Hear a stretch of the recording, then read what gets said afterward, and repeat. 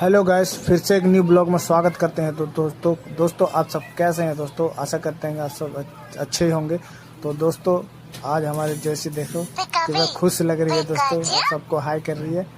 तो आज बहुत खुश है क्योंकि आज हमारे ईस्टर है। तो दोस्तों चलते हैं आप किचन की ओर। किचन में हमारा क्या बना? तो कौन बना रहा है? ये बना रही है चिकन कोरमा। मैं ही बना रही, मैं तो भी है अभी मैं तो ऐसे देख रही थी क्योंकि कहीं गए हुए थे। ये सब कुछ इनने किया और पसीना इतना हो रहा था गर्मी की, मुझसे गुस्सा कर रहे थे ये तो दोस्तों बनाते चिकन ये हमारा बन के होने वाला है आज अभी। तो मिलते हैं। तो आज हमारा क्या है?